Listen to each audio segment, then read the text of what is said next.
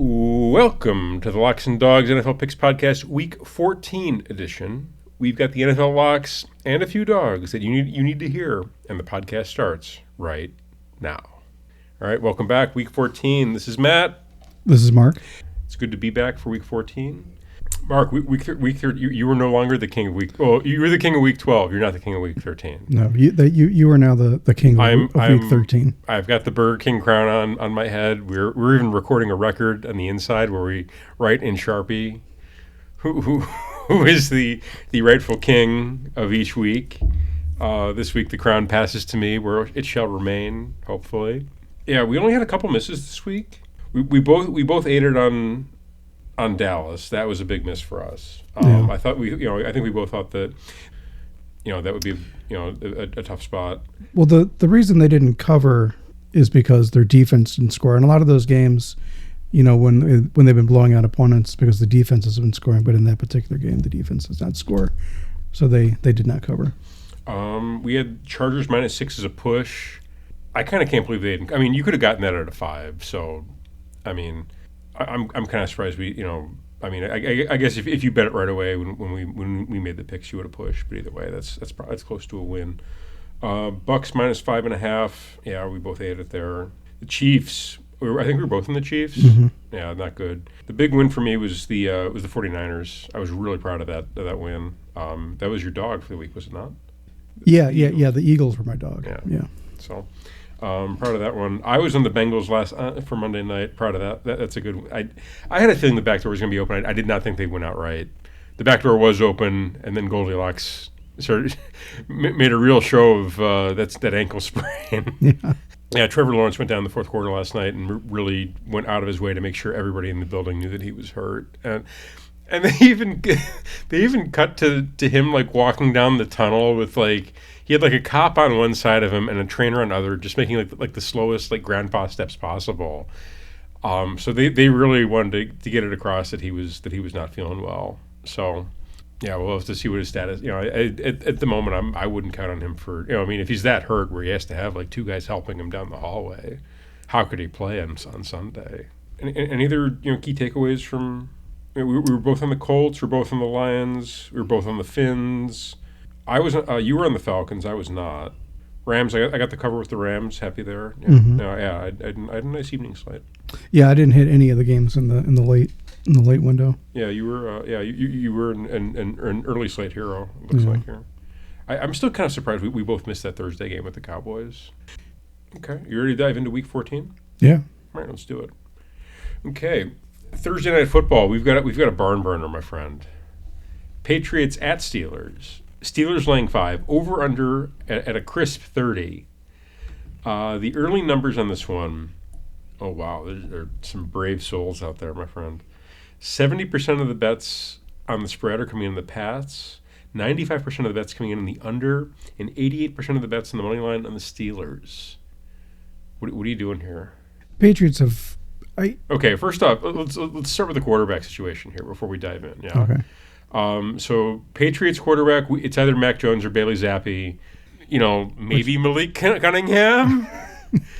I guess my guess is it's probably gonna be Bailey Zappi. He looked awful on Sunday. Then again, it was in the weather, but it seemed like it was gray and rainy and drizzly. Yeah, it was pretty rainy, was it not? Yeah. But either way, he looked awful. And Kenny Pickett. Also week to week, but out for Thursday is what I've heard. Yeah, well, he had surgery. He'll probably be out the next 2 to 3, maybe 4 weeks. Oh wow! It's not necessarily season ending, but we will see Mitch Trubisky starting for the Steelers this week. I think the quote I heard from Mike Tomlin was something that, it's Mitch for this week, and then we'll see after that. It wasn't exactly a vote of confidence in $1 million Mitch. Yeah. So we've got it's a potential question mark versus Mitch Trubisky. What do you do here? How do you I guess how do you handicap this even? I'm back in money Mitch all the way. I'm going with the Steelers. Really? -5. We've seen Mitch take control late in the year and guide his team to the playoffs. I think they scored a touchdown with him at the helm this past weekend.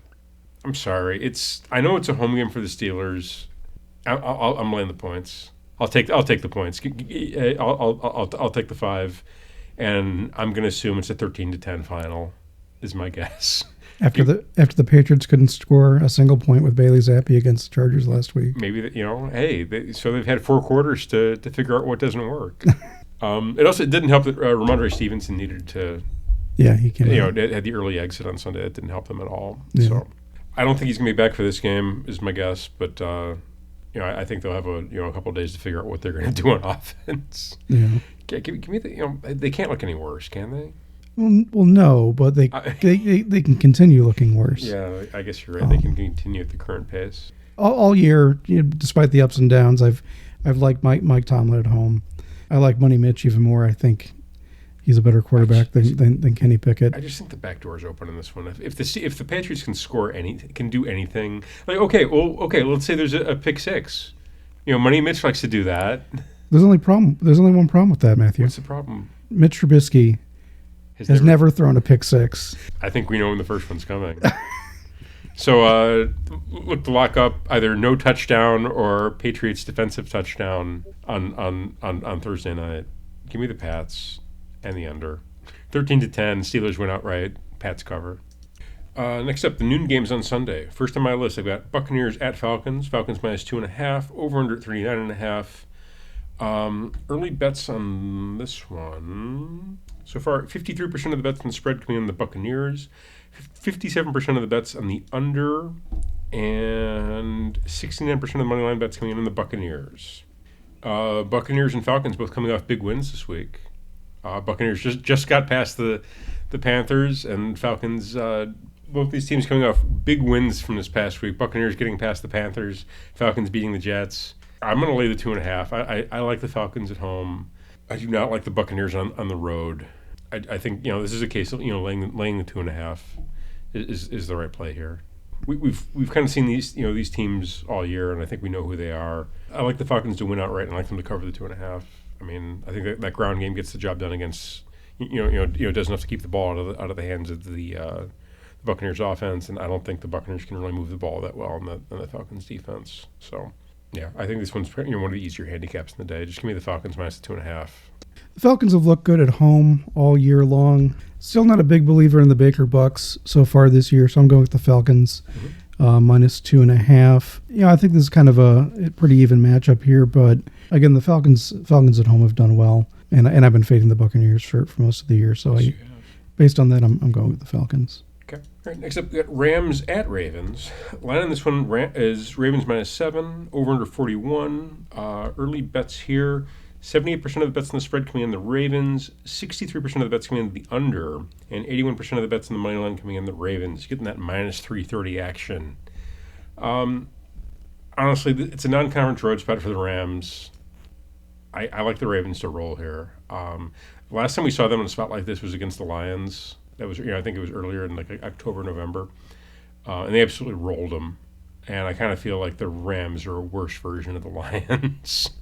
So I don't see that Rams defense being able to stop the Ravens. Their ground game or the air game. I think Lamar's gonna be able to do what he wants, and I really don't trust the Rams offense. I think they're kind of turnover prone, and they always seem to be hurt. So somebody's always clutching at something in the sidelines. There's Puka Nacua is always questionable for the second half. So I kind of feel like this is gonna be a hard hitting game. You're probably gonna see a few Rams, clutching at their wrists or, holding their ribs or and potentially a knee. But either way, I like the Ravens to roll here. I think it's pretty easy. Ravens are 8-4 ATS, 9-3 straight up. They've been kind of a covering machine this year. I like to continue at home against the Rams this week. Mark, what say you? The Rams have been on a bit of a winning streak recently. However, the Ravens are coming off a bye. They are at home. Ultimately, I think the Ravens are the better team. Give me the Ravens minus 7. All right. Next on my list, we've got Panthers at Saints. Saints minus 5.5. Over under at 37.5. Early numbers here. 73% of the bets on the spread coming in the Panthers, 74% of the bets on the under, and 55% of the bets on the money line coming in the Saints. Okay, Mark, the Panthers are 2-8-2 ATS, and the Saints are 2-9-1 ATS this year. So we've got two misery teams against the spread. Honestly, I think this is going to be a backdoor game. You got the Jameis Winston Saints, most likely. Last I heard, it was probably going to be Jameis getting the nod this week for an injured Derek Carr against the Panthers. The Panthers managed to cover last week against the Buccaneers. Ultimate backdoor cover on the road also too. So I think it's a back-to-back road spot for the Panthers, if I'm not mistaken. So I kind of like the same setup where you've got a Saints. The Saints have the good defense. I do like the under here, but I kind of feel like we saw this one earlier in the season, and I think it was a field goal game. So guess what? I think it's probably going to be a field goal game again. Give me the Panthers here plus the 5 plus the 5. What say you? Going with the Saints minus 5.5. I mean, look, we've said all year how this Panthers team is terrible. I think Jameis is probably a better option at QB than Derek Carr. I'm excited to see Jameis slinging down the field against this terrible Panthers defense. It might as well be Saints minus 20 as far as I'm concerned with with Jameis at the helm. We could change your pick in the sheet right now and make it Saints minus 20. No, we're going. Are we? We're not so confident now, are we? Okay. The Panthers covering last week was a miracle to be sure. Lightning strikes twice, my friend. Well, we'll see. Yeah, we'll see how it shakes out. Yeah. It's the reason they play the games. Yeah. But either way, I just Jameis is going to throw an interception here somewhere.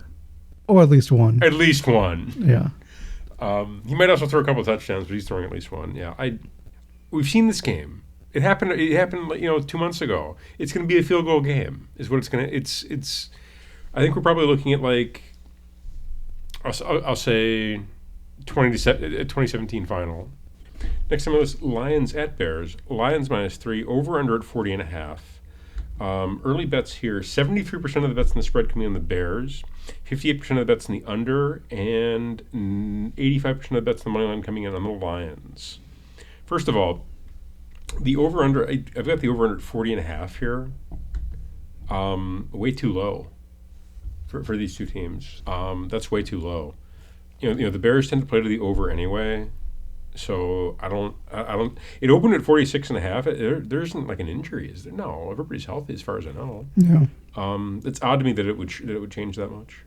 But either way, Lions 8-4 ATS, Bears 5-2 ATS this year. That being said, bear down. Give me the Bears plus the 3. Wow. Sprinkle that money line. Okay, here's my thought process. Okay. Since Montez Sweat was acquired by the Bears, that defense has looked way better. I guarantee that bears it out in the numbers too. Mm-hmm. So I don't mind the matchup there. I think the Bears can do enough on defense to make it difficult enough on the Lions. And also the Lions have been incredibly turnover prone in the past few weeks in particular. Mm-hmm. Jared Goff has been fine with fumbles, interceptions, you name it. I kind of like that to continue against this young Bear. Bears defense is coming into its own a little bit. They're not nearly as bad as they were when they had 4 defensive linemen doing cardio out there trying to push offensive linemen's chests. So I like that matchup for the Bears defense versus the Lions offense. I actually like that matchup a bit for the Bears. I like it a bit better than you would think. Number 2, at home in December. The weather's probably going to be a bit nasty. In fact, I know it's going to be a bit nasty. You're going to get some, leg effect snow. It's going to be kind of gross on Sundays. What they're predicting, for the weekend. So I like that in the Bears' favor. Kind of slow down that Lions offense. Also, I think the Bears can move the ball against this Lions defense. Justin Fields, he's always had big games against them, or at least he had big games against them last year. I kind of like that trend to continue. He had a good game against them just a couple weeks ago, and that was on the road. So give me the Bears to get the job done. Sprinkle that money line. What say you, Mark? You convinced me. Oh my gosh, Benedict Mark over here. Wow. Okay. I was going to go with the Lions minus 3, but you bring up some very valid points. Bears defense has looked much improved since Montez Sweat showed up. They're getting pressure, and that's resulting in turnovers. Yeah. Justin Fields has played better. He didn't win that last game against the Lions, but he did look very good. The Lions, started strong, but they've kind of been in a downward. I don't want to say downward spiral, but they lost that Thanksgiving game to the Packers. Yeah, and they almost gave away last week against the Saints.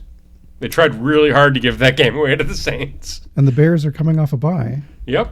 Give me the Bears. +3. Sprinkle that money line. Yeah. Wow. Okay. Next up on my list, we got Colts at Bengals. Colts -1 is the line I've got. 40.5 is the over/under. Early metrics on this one: 55% of the bets in the spread come in the Colts, 67% of the bets in the under, and 85% of the money line bets come in on the Colts. Okay. What do you do? What are you doing for this? It's a weird matchup. It's AFC South versus AFC Central.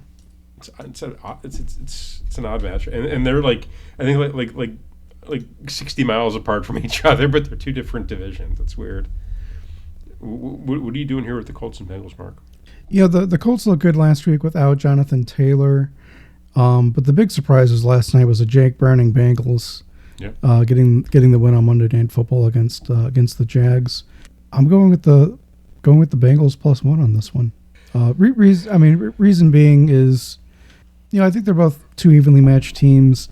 Again, the Colts have looked good. Gardner Minshew he's definitely a Colts quarterback. Like I don't know how they can go back to Anthony Richardson after. Oh, easily is how they can go back to Anthony Richardson.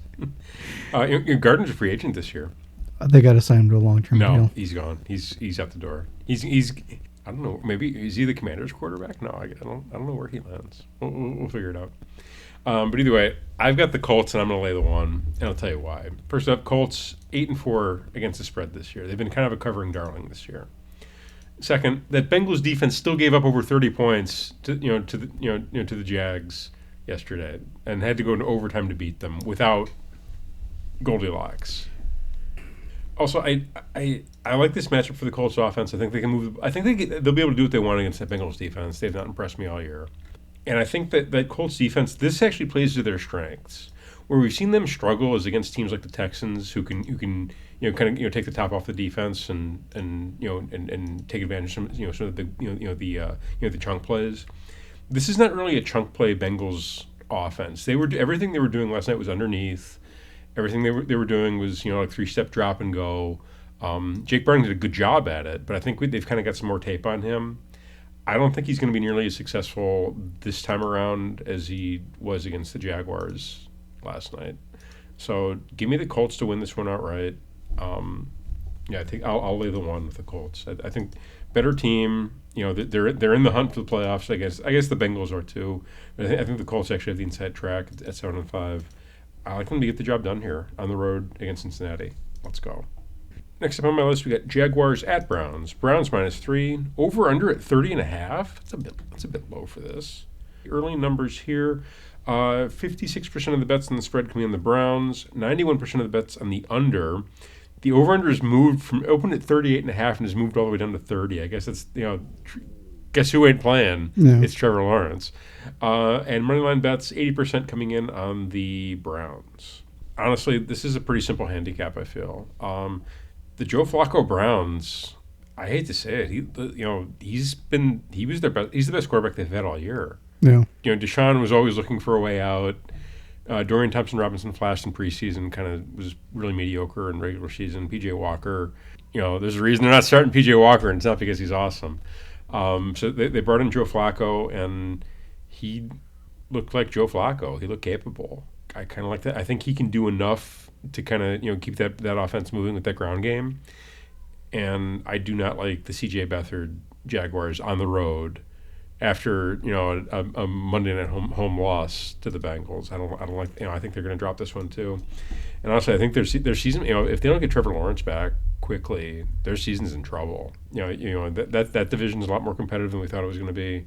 I don't know. I kind of question the coaching there. I think you have to after what you've seen over the past couple of years. So, give me the Browns. I'll lay the 3. Mark, what say you? Yeah, I like the Browns -3. I think Joe Flacco is definitely an upgrade at quarterback for them. It should be worth noting that I think Amari Cooper might be in concussion protocol, so he might be questionable for that game. But yeah, the Browns defense has looked good all year. I think they'll be able to contain C.J. Beathard. Everybody else can. Yeah. I like the Browns -3 here. All right, excellent. All right, next up, Texans at Jets. Texans laying 6, over under at 34.5. The early numbers here, so far, 56% of the bets coming in on the spread coming in on the Texans, 94% of the bets in the under, and the under has moved from 38.5 to 32.5, another big mover.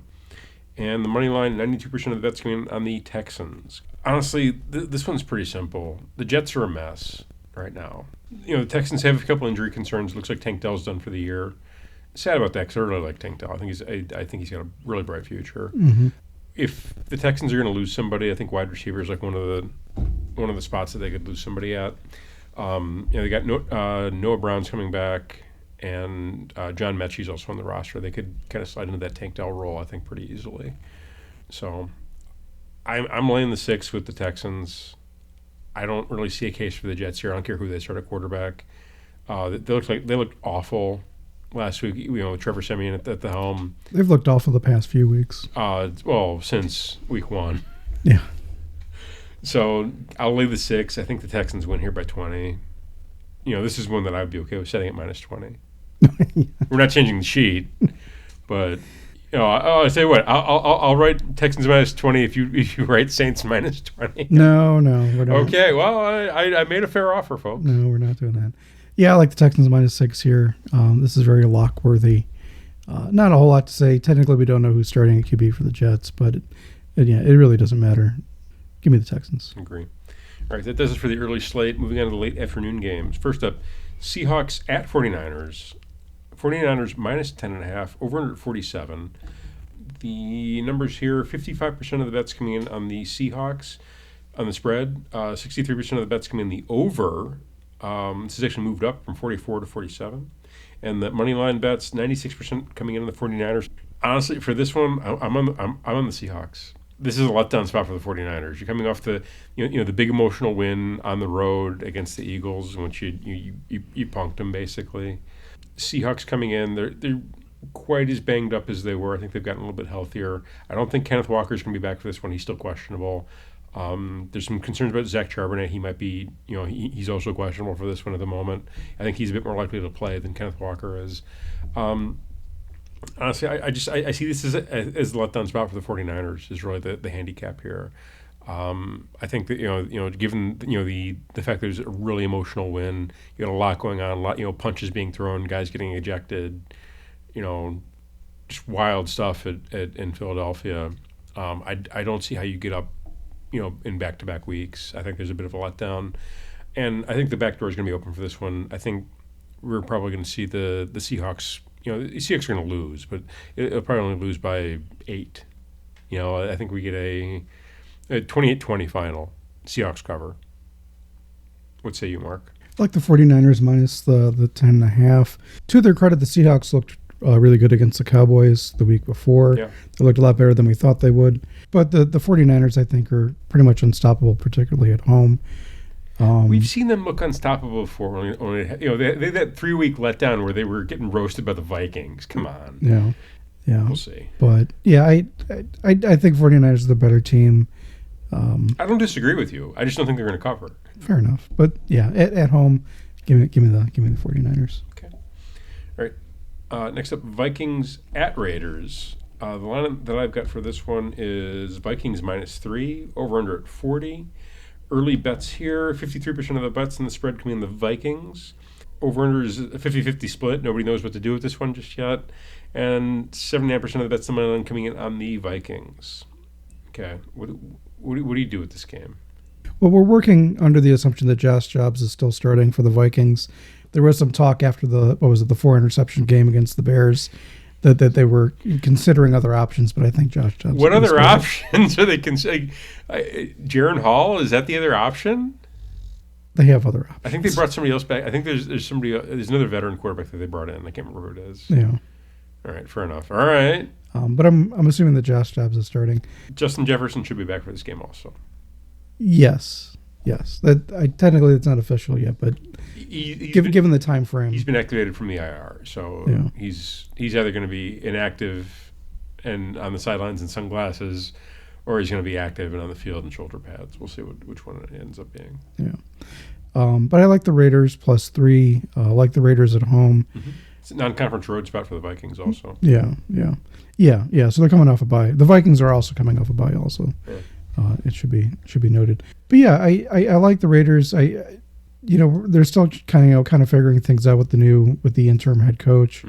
But overall, again, and also given the performance that the Raiders had the week before against the Bears, I'm leaning towards the Raiders on this one. Okay. All right. I'm on the same wavelength as you. I got the Raiders +3 at home. Sprinkle the money line. I just think this is a tough spot for the Vikings coming off the bye. I do like that they've got Justin Jefferson back. I think it's going to, it's got to make that offense look a little bit better. But again, I don't trust Josh. Josh Dobbs is who we think he is, and that's why we took the damn field. So if you want to crown him, then crown his ass. But I'm on the Raiders. So again, I just think this is a good spot for them at home. Is really I think that defense plays that defense plays better at home. That run game plays well at home, and I think Aiden O'Connell can do enough at quarterback to get the job done. So give me the Raiders to win it outright at home. Let's go. Yeah. All right, next up, the heavyweight matchup for this weekend. It seems like these good teams are like in like a round robin where they're just beating the crap out of each other every week. On my sheet, we got Bills at Chiefs. Chiefs -2.5. Over under at 47. The early bets here, 70% of the bets in the spread coming in the Bills, 52% of the bets coming in the over, and 53% of the money line bets coming in the Chiefs. Okay, this one's pretty simple for me. First off, the Bills are not great against the spread this year. They're 4-8. They've been kind of miserable to bet on. I feel like I've lost money on them, betting on them this year, at least early on for sure. Like I guarantee, I had them week 1. I guarantee it against the Jets. Yeah. So that so they haven't been great against the spread. I don't like them going into Arrowhead. I don't think they travel well on the road. I do like the Chiefs in a bounce back spot here, coming off a tough Sunday night loss against the Packers. And honestly, if I'm honest, the Chiefs, I feel they need this game. They need a get right spot. So I think they get up to this game, and I like the 2.5. I think this is again another case where you want to lay the 2.5. If it was 3, I'd consider the Bills, but I think at 2.5, I think you've got to take the Chiefs as the right play. I'm really not concerned. I don't think they're. I mean, the Bills are always coming in with injury concerns on that defense. I don't think there's anybody to be worried about. As far as the Chiefs goes from an injury perspective, I think they should have everybody that they need should be in uniform as far as we know. Yeah, so give me the Chiefs -2.5. I think this is lock worthy, if I'm honest. What say you? I'm going with the Bills +2.5. The Chiefs, they've had a couple letdown spots throughout the course of the season. Mm-hmm. Their defense looked terrible on Sunday night. Like they were just letting the Packers running up and down the field, which was unexpected. The Chiefs defense has looked really good in most spots, but not last week. I like the Bills to cover here, not necessarily to win, and that's just because of the Chiefs' recent performance that they haven't, they just haven't looked right. They also don't have any wide receivers. Rashee Rice, my guy. Yeah, they're sorely missing Tyreek Hill. They haven't been able to get a Travis Kelce as dependently as they usually have. Yeah, that's true. So, yeah, I'm looking forward to it. It's going to be a fun game, but I like the Bills to cover in this spot. Fair enough. To your point, the Chiefs don't typically drill teams. They play a lot of close games. However, I do like them to get the win. I think they win by 5. Easy, and get the easy cover. But they typically don't. This version of the Chiefs does not drill teams like they used to. Yeah. You don't see them like, the 45-10 finals that they used to put up. You don't see that anymore. All right. Moving along, next on the list, Broncos at Chargers. Chargers -2.5 is the spread. Over under at 43. Early action here. 93% of the bets in the spread coming in the Broncos. 58% of the bets on the over on the point total coming in the under, and 83% of the money line bets coming in the Broncos. Wow! For this one, I'll ride with the Broncos. I like them as a dog. I do not like them as a favorite. This Chargers team I do not trust as a favorite, and I don't trust the Chargers at home. Also, I think they're kind of, coaching perspective, Brandon Staley versus Sean Payton. Give me Sean Payton all day. I mean, if I'm honest, I think you probably have the wrong team favored here. I don't really understand why the Chargers would be favored in this spot. I mean, you got the Broncos coming off a loss, so they need to get right. The Chargers coming off the disgusting performance in New England. quite understand. I don't quite understand this line. I think it stinks a little bit. So I'll take the points. And I think the Broncos. I mean at 2.5. It's you could play the money line. I'd be fine with it if you want to do that instead. But let's go with the Broncos. What say you? Yeah, I like the Broncos plus 2.5. I used the same logic last week that the coaching logic last week that Bill Belichick would beat out Brandon Staley, but that didn't. Well, okay, that just means it has to come true this week, right? Yeah, but yeah, the Chargers, just a woefully inept offense. Again, the Broncos, they didn't win last week, but they have been looking better in recent weeks. But I can't ride with this Chargers team. I really thought they would be doing better. I'm sure as did everyone else. But yeah, give me the Broncos plus 2.5. Agree. Same wavelength. Okay. It takes care of the early and afternoon slates. Moving on to the Sunday night game, Eagles at Cowboys. Oh, we end the day with 2 heavyweight fights. I love it. The line that I've got here is Cowboys minus 3.5. Over under at 53. Early numbers in this one: 77% of the bets in the spread coming in the Cowboys. 75% of the bets coming in the over. This point total did move. It opened at 49, and 84% of the bets on the money line coming in the Cowboys. Get that early Cowboys action coming in on all sides. What do you do here? Well, we've talked all year about how the Cowboys are the bum slayer, particularly at home. Yep. The only problem here is the Eagles, despite losing last week, are not bums. Yeah, we've also figured out where the bum levels are with this Cowboys. If you lose to the Cowboys, you're a bum. If you beat the Cowboys, you're no longer off the bum list. That's the calculus. That's what we've kind of figured out this year. Okay, so what do you got for this one? I like the Eagles plus 3.5. Yeah, me too. I think wrong team favored. Yeah, absolutely. Get that money line too. Yeah. In fact, if you wanted to do I would do a Bears, Broncos, Eagles parlay. That'll probably get you up to 500-600. Dog parlay. Yeah, 3-dog parlay. I like it. I like it too. So either way, I'm on the Eagles. I think this is their get right spot. They got embarrassed last week. I think if they've got this is a test for them. If they've got any sense of pride, they come out and drill the Cowboys. This is their in-division rival. You just got embarrassed on national TV against a team that they kind of owned last year. They beat up the 49ers last year. They knocked out 2 of their quarterbacks. So I'm on the same wavelength as you. And we've kind of seen them, whenever they run into a decent team, they get that's where they lose. And the Eagles, so the Eagles coming off the tough loss to the 49ers, a team that they've kind of owned for at least last year for sure. So now they kind of I feel this is kind of a get right spot for them, especially being a road dog. I hate to say it, I feel like the Eagles are the more physical team. They're going to come out and punch the Cowboys in the mouth. They're going to turtle up. So give me the Eagles plus the 3.5. Sprinkle that money line. Fly Eagles fly. All right. We got not one but 2 Monday night games this week, my friend, in a weird scheduling quirk. And they both kick off at the same time. Yeah. If ever there was a case to have multiple TVs, this is it. Yep. First up, Titans at Dolphins. The line that I've got here is, I believe it's Dolphins minus 13, over under at 47.5. The early action on this one is 72% of the bets in the spread coming in on the Dolphins, 88% of the bets in the under 88% of the bets coming in the under, and 96% of the money line bets. Lock in that minus 900 action on the Dolphins right away. Is on the Dolphins. 96% of money line bets. All right. I mean, I suppose it's free money here in this case. I don't see the Titans winning outright, but minus 900. Why bother?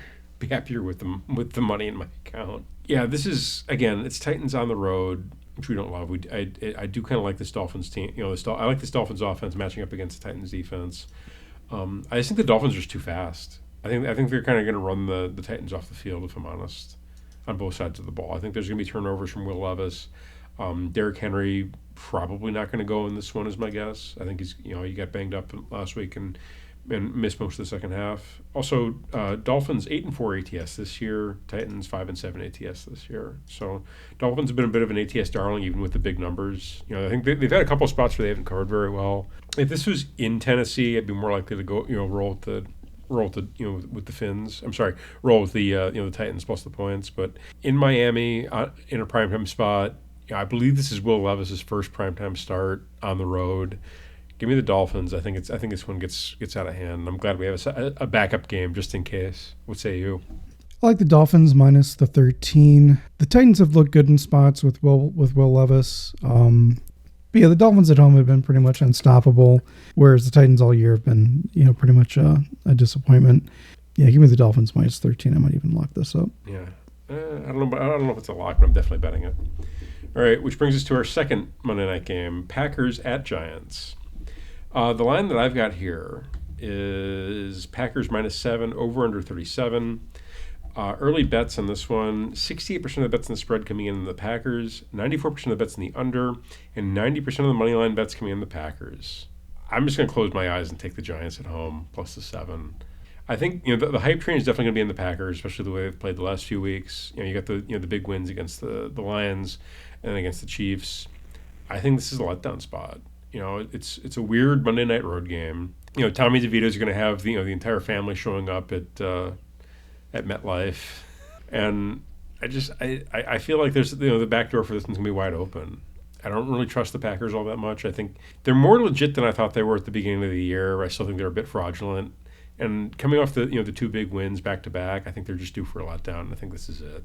So my thought is the Packers probably win outright. So the 90% of you that are betting on the money line at minus 335 are probably going to be able to see your money again. However, the 68% of you betting on the Packers minus any kind of points are probably going to lose. Give me the Giants to cover. Not going to win outright. What say you? Yeah, I like the Giants plus 7 as a home dog. They are coming off a bye this week.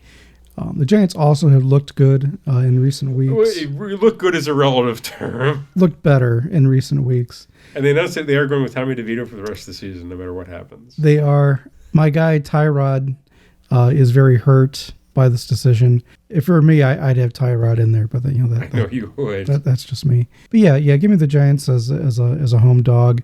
Even though the Packers have looked good in recent weeks, I think they kind of come back down to earth against the Giants on Monday night. I'm on the same page.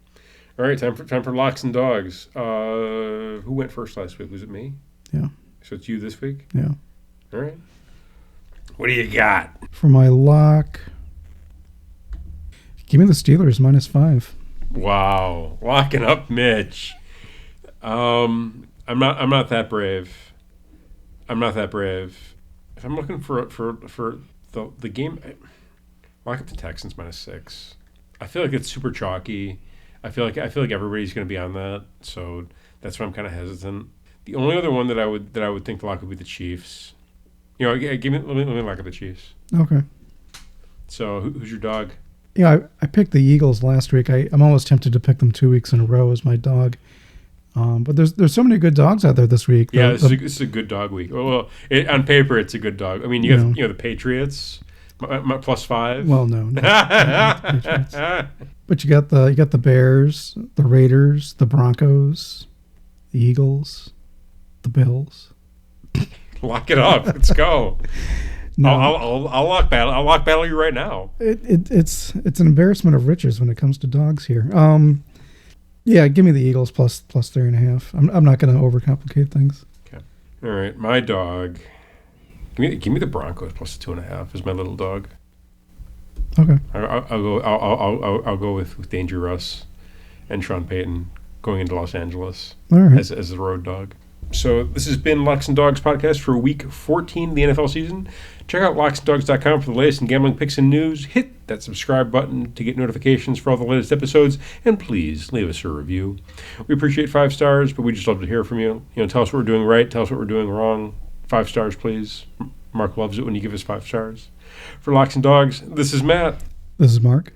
And we'll see you next week.